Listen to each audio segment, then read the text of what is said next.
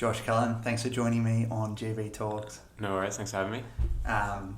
You're one of my closest friends. I think you have a magnificent mind and a high verbal IQ, so I'm super pumped to have you on the podcast. No pressure.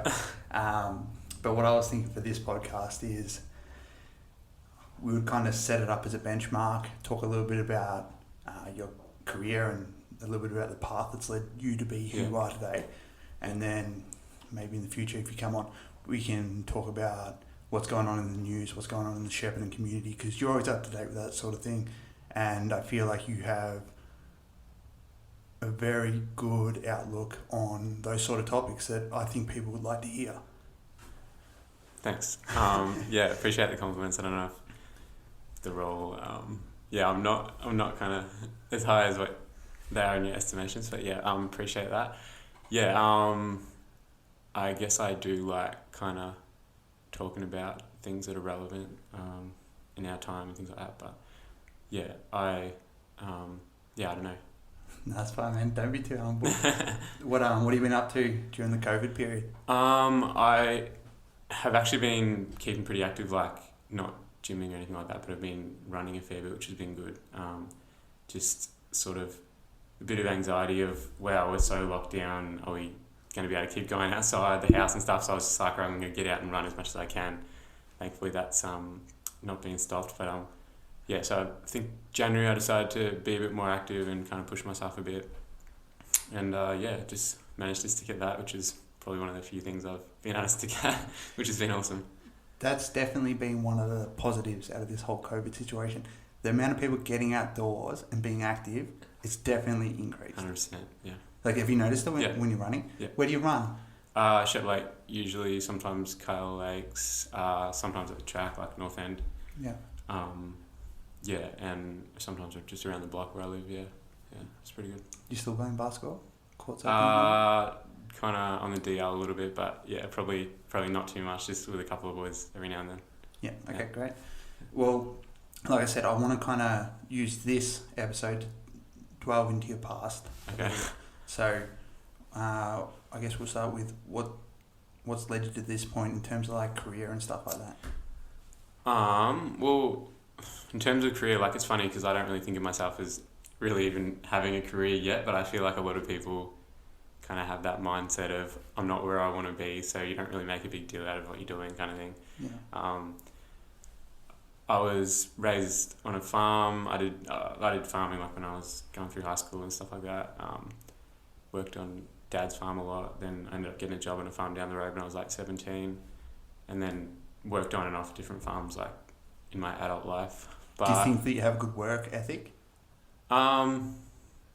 Yes and no. Like I think I'm a hard worker when it comes to doing the task at hand. Yeah, doing labour or doing farm work and stuff. I'll work hard at it to do it well, but at the same time, I'm only really schooled at that. So like when it comes to different kind of work, like I'm probably not as, if I'm not kind of delegated a specific task and how to do it, I'm not sure really if I'm as good, but I'm getting there, yeah. Especially with business where you got to be self-motivated and do your own marketing and get things done, and you've got a blank to-do list every morning. Yeah. It's just an area that you need to work on. Like you definitely have other aspects that a business owner would love to have, like skill-wise.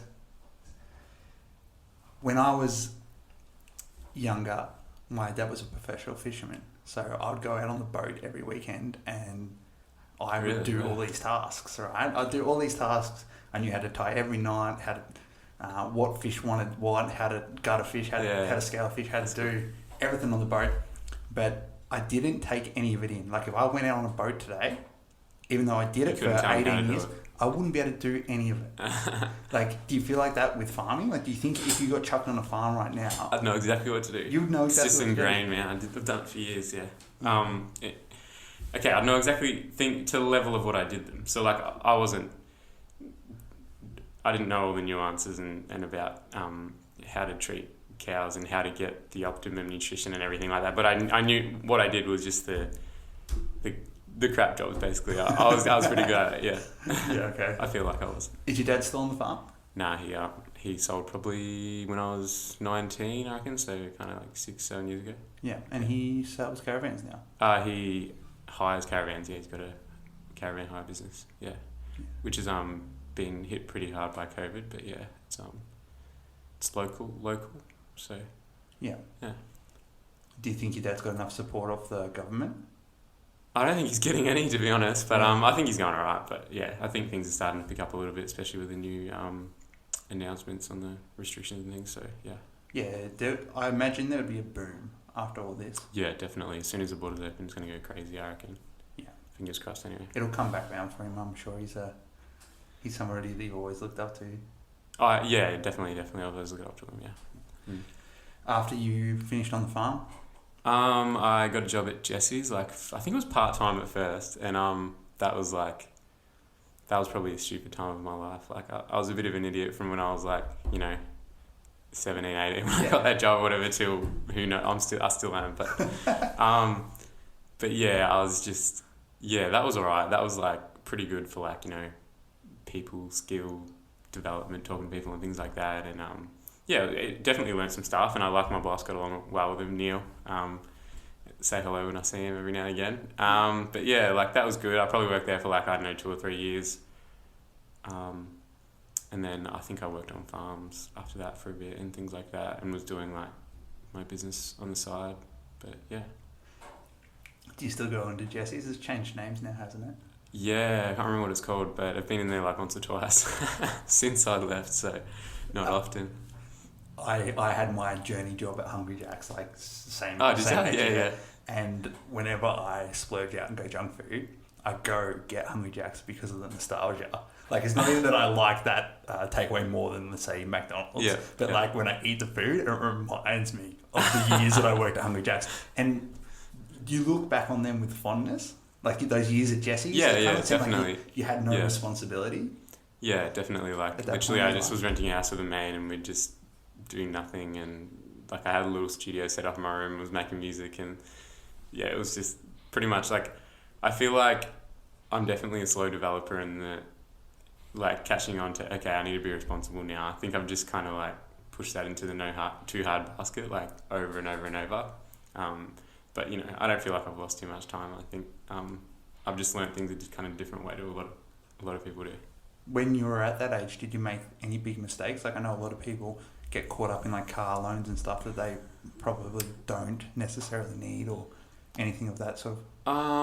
I don't think I made any big mistakes. I did like have a ridiculously expensive phone plan, things like that. Constantly dropping my phone, smashing it, getting a new one, like getting stuck in contacts, that kind of thing. But yeah, I was pretty bad with my money. Like, I feel like it would just go and I'd be like, where's it gone? Like, yeah, always just finding that it's just, money's just hard to hold on to. Like, I wasn't getting paid great, but I wasn't even thinking about that. I was just like, I don't know what I was thinking, to be honest. Yeah. So then back onto the farm. Yeah, pretty sure I worked on a farm for like, just part-time for like a year or so, in Toolamba. Worked for a guy called Vince Lemmer, who I get along pretty well with, nice guy. And then got a job at Berry Street, and I was there for like a year, I reckon. Yeah, I know lots of people who work at Berry Street, and I find it so interesting. Okay. Like, the job seems so hard. Like, this is kind of where... Would you say this was when about me and you became friends? I reckon... Actually, I think I was there, yeah. Yeah, when you were working at Berry Street. Mm. Yeah. How did you find the experience? It was like... I'd call it character building. It kind of like gets you used to some situations that you would otherwise be uncomfortable in, I feel, yeah. Can you talk me through a normal day? Well, it definitely varies as different kids with varying degrees of needs and trauma and things. But I'd say like a typical day is just kind of rocking up to a house, and there's like a few young people there. You just sort of like get briefed on what happened the day before and things like that. And you could be, driving them into town to get medications, or taking them to sports or school if they attend, things like that. And then there's like, you can get yelled at a lot. A lot of the kids have some kind of have had traumatic past and things like that. Some of them out of detention centres and stuff. So there's definitely a fair bit of abuse that you're likely to cop, kind of thing, like just verbal, things like that. So yeah, it's interesting. It's like you get used to it pretty quick. You've got to really have like a heart for people. Like I think you got to care about these kids and kind of understand what they're going through and kind of want to see them improve. And there's an element of like believing that they can improve, even though sometimes it seems pretty bleak. But Yeah, of course. Yeah. How many kids are in the program? No idea. Probably like here in Shepparton, like maybe 50, but I could be way off. I'm not sure. Yeah, okay.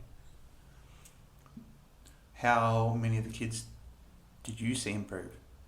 It's hard to gauge. Yeah, it's super hard. It's a slow process with that sort of situation. And like, I feel like a tough thing for the kids is the fact that there's staff being turned over. You know, like year to year there could be new faces and fair few new faces and things like that. So, I definitely think that it's pretty tough because they start to build trust with, you know, someone new, and it's just a job for them, you know. And like it's probably more than a job, but they care about these kids and stuff at the same time.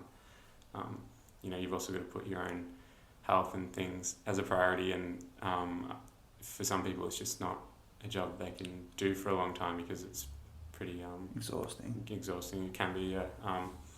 So yeah, I commend the people that are there that have been there for years and stuff, like those guys, legends. Like, yeah, it's not an easy job, but it's definitely very essential. Who up there is doing a really good job? Ben Meese is one guy who stood out to me. You used to talk about him all the time. Do you know? I only know him through... Yeah, I only know him through Bear Street, but yeah, I reckon he's a great guy. Had a few good chats with him. He kind of had a few good chats with me when I was stressing out. What made him a good mentor for the kids? Very relaxed, like nothing phases him. He's just a good dude. Like, I don't know him well, but like, yeah, we worked a few shifts together and stuff, and yeah, he was good. I don't know what he's doing now, if he's still there or not, but yeah. Yeah, I've heard other people commend him on the job that he did up there with the kids, so you're not alone in feeling like he did a good job. Yeah, so do you feel like you did a good job? I do, but there's definitely things I'd improve. I don't know. There's always going to be a sense of that, though. Yeah, 100%. Yeah. Some things I was like, you know, annoyed at myself about. But yeah, for the most part, I feel like I tried, and I did genuinely care about the kids and kind of want their best. I did find it frustrating when, you know, you feel like they're making kind of small improvements and then kind of seem to take 10 steps back. Something like that. But yeah. Yeah. No, great. Have you ever done a similar job to that? You've only worked you've only worked in fitness, haven't you, apart from Hungry Jack's? No, I've had a couple of jobs, but I think like I've been in community involvement a bit, not to the point where it was a job. It was usually just events and stuff like that. But something that comes to mind when you asked was the day that me and you spent Christmas working with the homeless. Oh yeah. When was that, 2018? 2018. And I thought that was going to be a different experience to what it was. I thought there was going to be a lot of gratitude for us taking Christmas Day off to help these guys. So that's probably a bit selfish of me. Okay. But when I got there, it seemed like they did not care about that at all. They just wanted free food, which is understandable in hindsight, but it was a different experience to what I thought it was going to be. Yeah. And I think if I was to walk into a job like Berry Street, I would go in there full of hope that I was going to make a big change, but I think that would slowly get chipped away. But it depends. I think I would mature into the job and know that you're not going to win every battle. Yeah, okay. How did you feel about approaching the Christmas thing? I think I was pretty much on the money in terms of what I was expecting. I think that was because of working at Berry Street. I think I went into Berry Street with the attitude of this is probably going to be pretty full on, especially during the training. And I wasn't expecting that I was going to be able to move mountains or anything like that. I just thought maybe I'll be able to develop relationships with some of the kids that where they can trust me and where we can just sort of I don't know, build kind of that trust that you can have with a meaningful friendship. But yeah, that was kind of my mindset, but I wasn't quite prepared for how crazy it got at times. But then there's other days when nothing happens, the kids are great, they're polite, nice, that kind of thing. So it's there's troughs and peaks. 100%. And it'd be easier to remember the rough days than the good days. Oh yeah, because you talk about it for like the next month. And from that point you went straight into your filmography? I was kind of doing it like on the side all the way like during that and stuff, but sort of. When did you start taking it serious? Probably like 2 years ago, I think. But like, if you can call it taking it serious, like as in, okay, I'll tell you what I mean by that. I just mean my goal since I first took an interest in this stuff was to learn from the best and to go on sets and to be able to see what it would be like to be in a creative industry like that, and to be directing and planning and designing and those kind of things, even writing copy, or I don't know, just being more, I guess, the mind behind a creative process rather than just what I'm doing. And so I guess I always had a view towards that.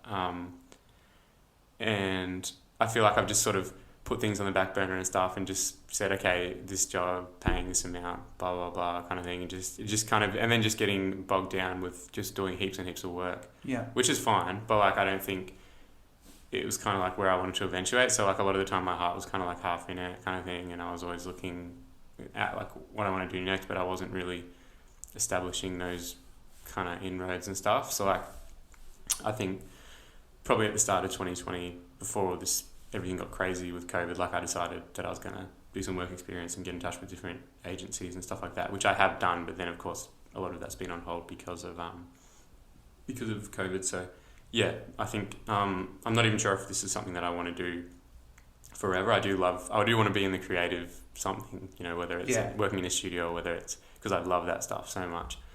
But yeah, definitely want to improve my skills and could definitely see myself, directing an ad or something that where you just got to be super creative, think outside the box, and kind of have something that's really challenging, and you know what I mean. Like, and your plan to get there was through work experience. Work experience, and kind of like I've developed a couple of relationships that are just sort of at their infancy stage, but like that I was wanting to follow up a couple of opportunities and things like that would lead to, say, working with bigger crews and basically work experience or getting my hands on really great gear and that kind of thing, and kind of talking to people who had been director of photographies or first AC, which is like an camera assistant and things like that in film. So that kind of thing. Do you have anyone in the industry whose friendship you look more at like a mentorship? In the industry, not really, because like I live in Shepparton, there's like no one doing this really, I don't know anyone else that's doing it. I know some people, but like I was talking to Abram, he's a local guy who does stuff as well, and he was saying kind of like a similar thing. It's like just us. There's like, in Melbourne there's so much stuff going on, like visual marketing and kind of cinematic stuff and video production and that kind of thing's massive there. So there's a lot of professionals. Less chance to be your own boss though. Yeah, but of more course. Opportunities. Yeah, of course. Yeah. But yeah, I would much rather, I think, kind of grow and my skills and sort of kind of grow that kind of creativity and sort of start to do things that I'm really like, wow, this is where I want to head, kind of thing. And I think that's when your best work happens for sure. Like when you sort of feel like this is what that this is closer to kind of what you want to do. You know what I mean? Like where you want to be. Yeah. Yeah, like your flow state almost. Yeah, 100%. Yeah. Have you felt that on anything that you have worked on? Not yet, nah. But I've got a few plans of like some things that I want to do, eventually. But like when I, and that's another thing. Like I've never really been great at, I guess, collaborating effectively. Yeah. I kind of tend to do everything, but I want to be able to, the things that I'm not as good at, to get other minds around and we plan something and we execute something amazing, and to be able to put trust in other people and stuff. So, yeah. Yeah, 100%. I was just scrolling through Instagram the other day, and my business partner. Yeah, Josh. Yeah. He does a little bit of filmography as well, and I just said, "Look at this ad, man!" And he was like, he knew the person who I was talking about. Yeah, and he's like, "I know the ad you're talking about. They had different sets set up with different colours, and they had like a $1 million budget, right? Do you know what I mean? To get this ad for this app that they were releasing, and that's kind of what." Like he's just like, I can never do anything like that here in Ballarat, or with that sort of big allowance for how much money that they have to pour into it. They had 6 different people filming from all these different angles. Is that sort of what you want to be involved in, or? Yeah, absolutely. I want to be, involved with producing, with how things look, with the feel, with the vibe of stuff, and I also just want to be able to come up with a concept, literally just write a concept and start being creative. Basically someone says, this is the point we want to get across. And then how is that going to stick in someone's head? And me just to be like, oh, sweet, I've got full creative freedom. I've got a budget. I've got people that are good at what they do. Because I feel like I know camera settings and I know about lenses and I know about, all this kind of stuff, but I think there's people who can do each of those things better, who can just take that role. You know what I mean? Yeah. But I'm never going to have a budget to be able to get those people on board around here. So 100%. Okay. Yeah. So is there any particular industry that you prefer to film? Yeah, well, I don't really know because I haven't been on set with the kind of productions I want to be yet. So when I get there and I might say, this is actually not for me, or I want to be a director real bad, I need to make a film kind of thing. Or I might be, and so I can start to go down roads that lead me towards that, whether that's working just on a set for years or doing whatever, if I'm passionate about it. So I still need to find that out, I guess. I do love kind of being creative and I know. Kind of concepts and stuff, as in just smaller things. I'm not I'm too good for Shepparton kind of thing, but I would just love to be able to grow my skills, I guess, quicker than what I can by learning everything myself. Yeah. But you asked if anything I'm more passionate about. Probably music. I love music. Yeah. And I love all aspects of it, whether it's production or designing kind of music. How much opportunity is there for that specific thing in Melbourne? For obviously music? A lot. Yeah, film, coming up with creative ideas for music videos. That's let's just say that's videos, what we're kind of revolving around, and everything else that kind of is around that area as well. Yeah. You just want to be more creative and learn new skills. Yeah. But you would love to do it in music videos. Is there much opportunity for that in Melbourne? Oh, I just mean, sorry. I mean, I'm more passionate about music production than potentially more passionate. I do like music videos too, but I don't know whether I prefer music videos or short films or ads. I'm not sure. Yeah. If that makes sense. I know you love your music production. How's that going for you? It's a funny kind of journey. I've always been super passionate about it, but I feel like I've always like to have creative control over what I'm doing, and whether it's making the instruments or kind of everything like that. And I've never been able to get, when I was 14, 15 or even 18 and stuff, I was never able to get things how I like them to sound, and I'd listen to flick on the Jay-Z track and I'd be like, oh, my snare doesn't sound like that, my whatever. But I feel like I'm definitely, through just learning the basics and watching countless videos and stuff, getting to a point where I'm producing something and I love it. And I just love it just because I just love spending time on it. I just love listening to the finished product and stuff. Yeah. So I feel like I'm progressing, and I'd love to put some stuff out, because it's something that I'd love to do. I mean, I'd just love to work in music in any capacity, really. Do you like coming up with the beats or the lyrics more? Probably originally it was just like beats, I guess, but probably the last few years probably lyrics potentially. I don't know. Like I like the marriage of everything. I just love how in music you can just like mix genres and you can just be so creative and just it's crazy. It makes people feel things like you can just it's sick. Yeah. But I probably I'd probably say lyrics. Yeah, I think that's something that I've improved. Yeah. Yeah. And is that another thing that you think would level up faster in Melbourne? Like your I mean, music undoubtedly, production? but I think with the internet how it is, you can do whatever you want from wherever you are. Yeah. Pretty much. And with with music production, I think it's different. I can learn a lot from going online. Yeah. I can learn a lot from. There's so many resources out there and stuff. There is for film too, but there's nothing like being on an actual film set and seeing everything. It's been like, wow, like this is how you do it all. But this is just literally an engineer in front of a computer at the end of the day. After the instrument, obviously there's music theory and those kind of things. But again, that can be learned online. Yeah. Yeah. I completely agree with what you just said. What was that story you told me that time about Kanye West coming out with his album? Didn't he do it in like a wooden shack or something? This was this is like one of his latest albums. He literally had like pretty cheap gear in his house on his farm, and I think he laid a fair few of the vocals from Jesus is King in there. Yeah. Just like with no, just in his lounge room basically. Yeah. And yeah, it's just crazy It is crazy. how things are done these days, yeah. One of my friends, when I was living in Warrnambool, he was just absolutely convinced if he wanted to make it as an online PT, he had to move to Melbourne. Okay. And I don't really speak to him anymore, just because of the distance. Yeah. And as far as I can tell, he hasn't progressed any faster in Melbourne than he would have in Warrnambool. Okay.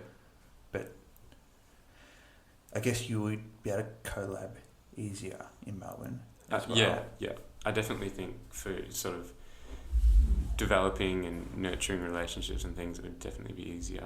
And that kind of stuff's key. Like, I mean, back to some of the things we were talking about with kind of some of the books you've read, like the one where the guy remembers everyone's names. What's that? I think, wow, remembering people's names is very, very important. And the amount of times I think, man, I wish I could remember that person's name right now is like, the amount of times that happens to me is like, I've lost count. Like, it happens a lot. And I'm just like, I'm so going to need to start remembering people's names.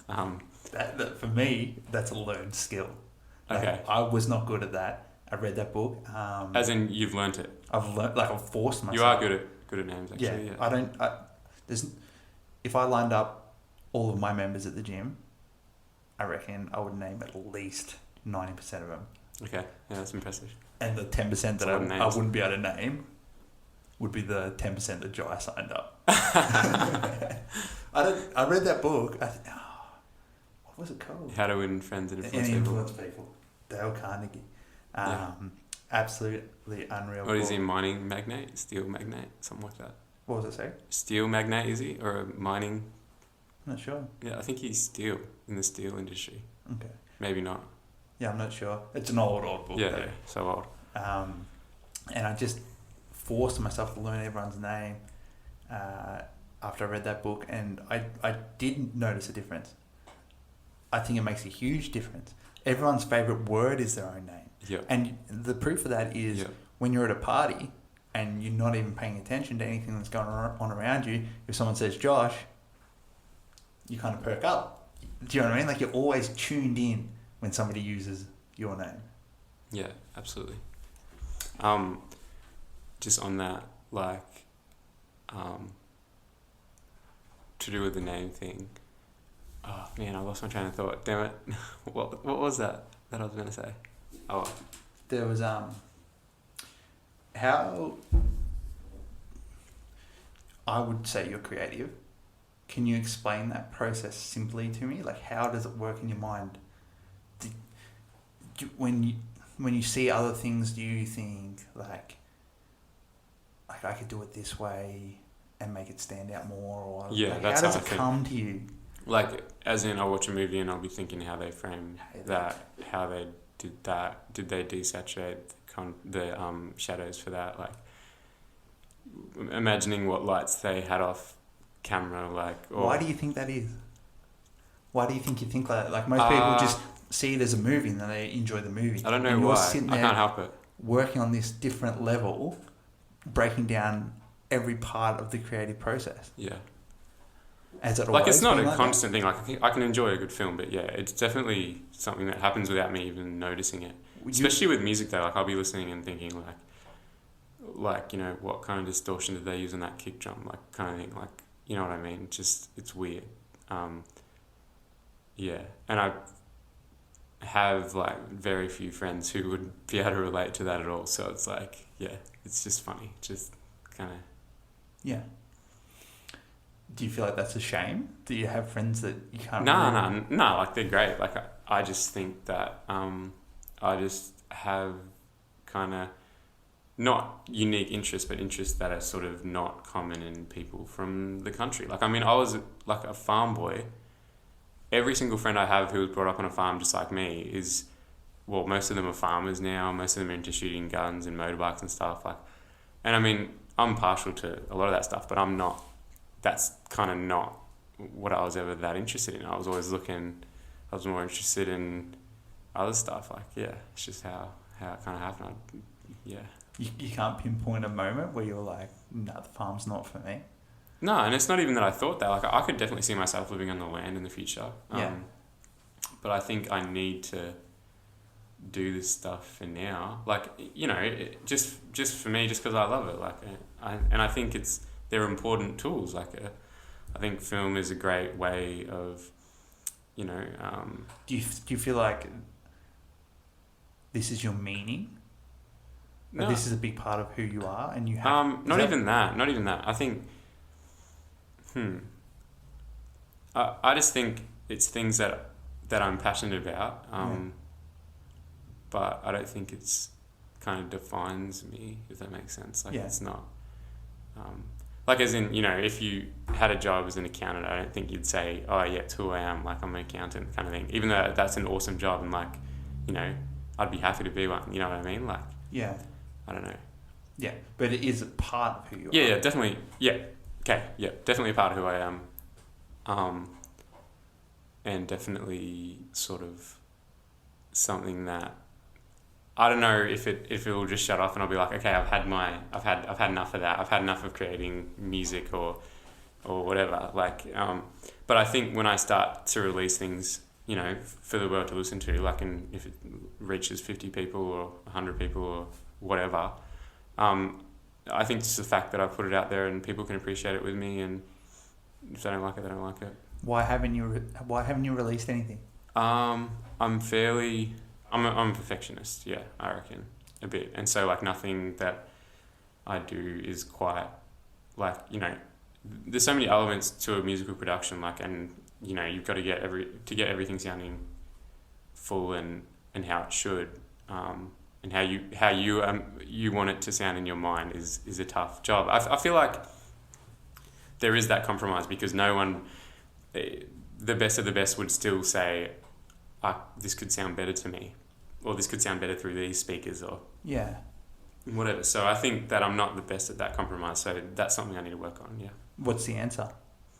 That Sounds like things are needing. So I think like with art, it's crazy. Like, you can always work harder, but sometimes you don't need to work harder. It's about knowing when enough is enough. And I think, you know, deep down with making music, for example, what is going to be good enough to achieve what you, or what's going to give you the best chance to achieve what you want to achieve with that piece of art. You know how much effort you should put in. You know if something's not quite good enough. You know if you're just being lazy or just quick to put it out, kind of thing. Yeah.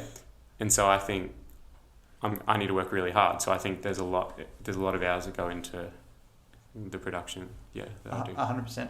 I have two questions, and I'll say them both before you answer either. Have you ever shown somebody something and had it not well received? And do you think you're ever going to listen to one of your tracks and think it's perfect?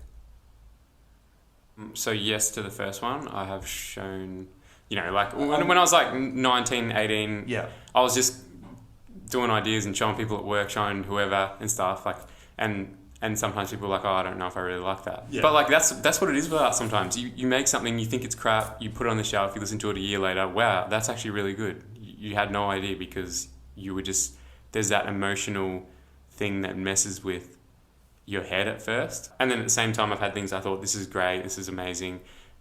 2 weeks later, listen to it, or even a year later, I'm like, man, that was trash. What was I thinking? Yeah. So like, but you have that with songs that are popular and released. well, yeah, I know, but yeah. Yeah. And the other question was, oh, will anything ever be good enough? Yeah, exactly. It won't be. But you can get to a point where you say, okay. And if Or does that have to be someone external that you really look up to who tells you? Of course, you need external validation on things, on which I have some creative people like that I trust that I do show stuff that I do and say, hey, like, Yeah. I really like this. I've been working on it. What do you think? But you also, everyone's got the ability when they're to be objective enough to, listen to something that is mainstream, that is, comparable. Yeah. So a reference to what they're doing, and they can say, all right, mine's way off, or yeah, actually mine's sounding in the ballpark of that. And getting it to that point. So I think it's definitely achievable, but it's never going to be perfect, and there's always going to be things that could be improved. I listen to music all the time, like, whether it's Tame Impala or, Travis Scott or whoever, and I think, wow, that kind of sounds funny to me. Why did they make that choice, kind of thing, or whatever it is, Do you think it's a shame that, because you've been working on this the majority of your adult life? Yeah, on and off. Yeah.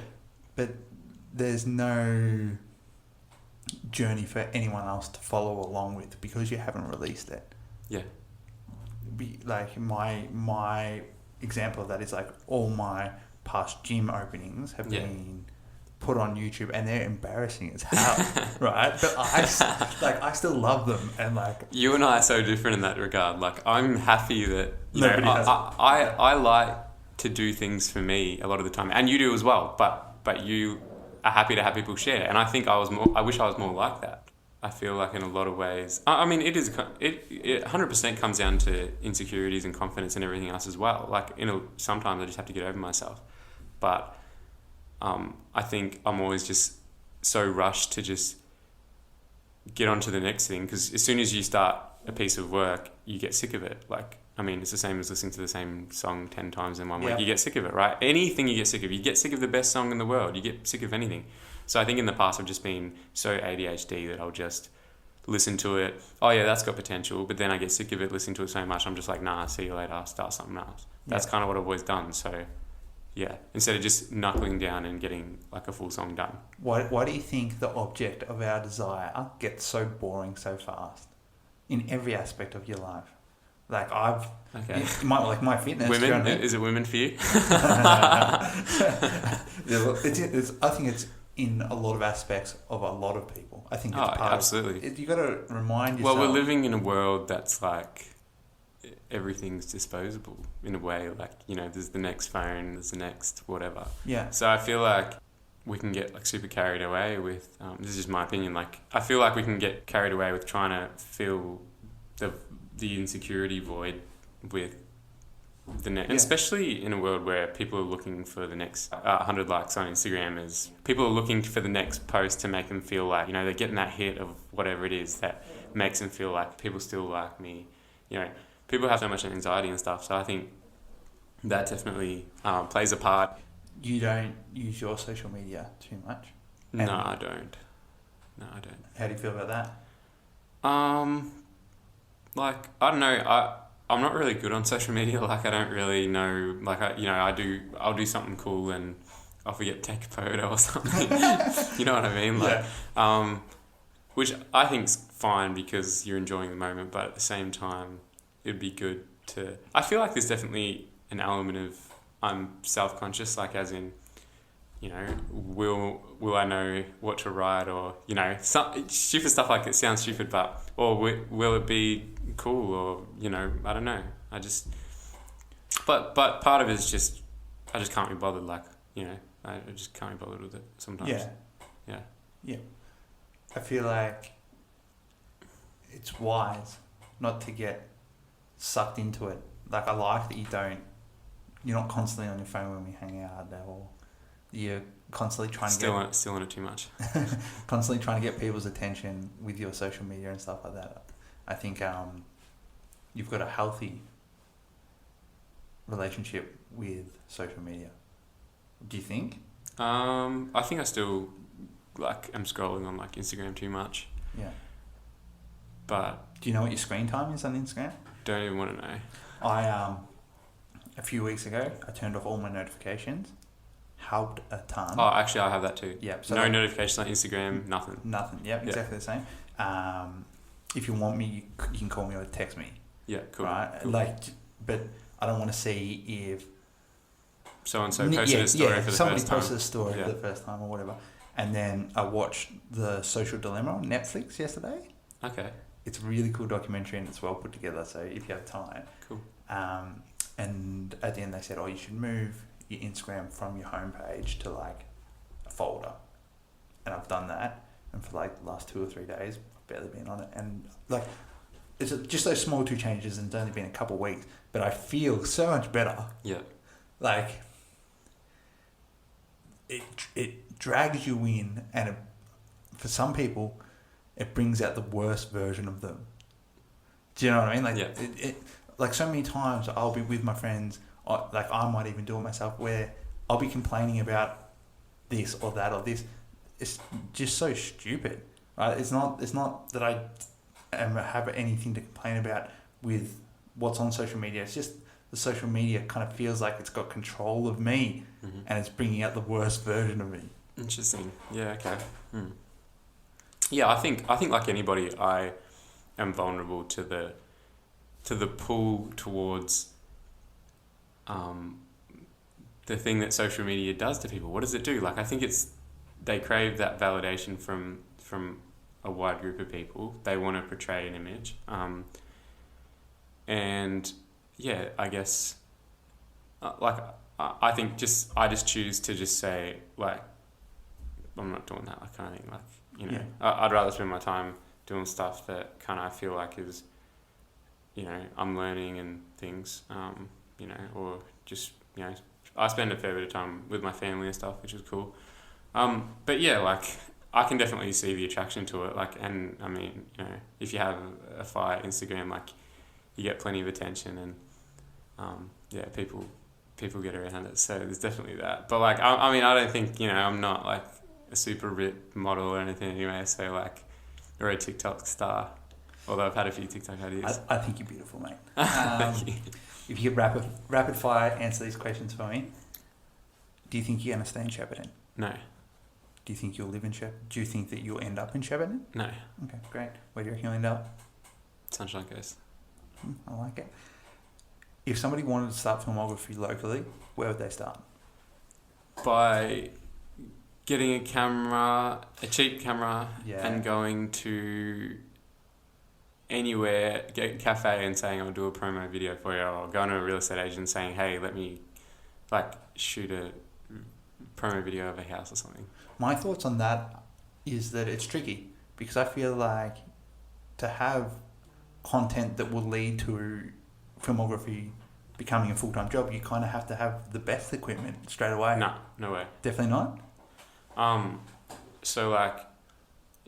I mean, every single professional who gives advice says this, but no one listens to them, including me. But what you have as equipment is so not important compared to what you understand about light and everything else. That's the main thing. But me, no young budding videographer is ever going to just be I'm going to listen to that.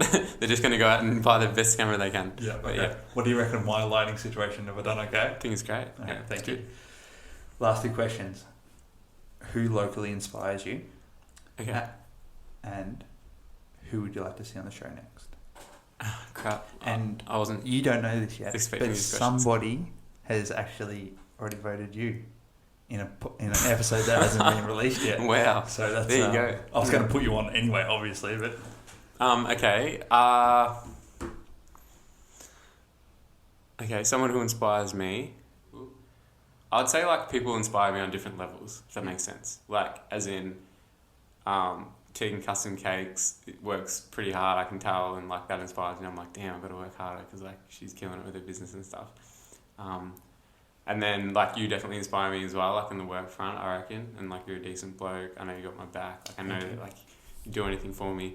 So yeah, that inspires me and like kind of instills that kind of like that kind of belief. And so yeah, you definitely do from a business standpoint and just like as a human in general. So yeah, I reckon that'll be my answer. the thing that I like about our relationship is it's not, how do I word this? We don't have to live in each other's pocket. Like being good friends doesn't mean we hang out every single day, but every time we do hang out, we cut the crap and we talk. Yeah, and we know that we've got each other's back. Like the time that my car broke down, he spent all day with me, and I was freaking out. Like you don't know how much that meant to me that day. Yeah, sweet. And I would do the same for you. Yeah, 100%. Right. But we don't have to hang out every week. Like I don't think that is specifically what friendship means, which I think a lot of people do.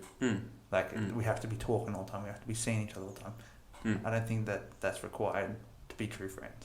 Yeah, absolutely. I think it's if you call each other out, if you can have a fight. Like I think that's even a better description of what friendship is, because like friends, aren't disposable. Like as if you can go through crap, if you can have disagreements, talk about big things. Yeah, 100%. All right. Who would you like to see on the show next? Okay. Who would I like to see on the show next? Let me think about this one. I'd actually like to see the man who always wanders past Subway and stuff. What's his name, Jason? I'm not getting the homeless guy yet. So I think there's definitely a few people that I'd like to see on the show eventually, but I think I'd really like to see Anthony Murphy come on the show. He's someone who like I've seen around a lot, which I'm sure a lot of other people have on social media and stuff. He's a great guy. But I don't feel like I know a lot about his backstory, where he's from. Just kind of his past. I'd be pretty interested to, just learn a little bit more about him. And I feel like a lot of other people would be too. So, yeah, Anthony, hopefully he can get on. All right. I would love to have you on again. Sweet. Thanks for having me on the show. Appreciate it. Thanks, Josh. Bye. Cool. Bye.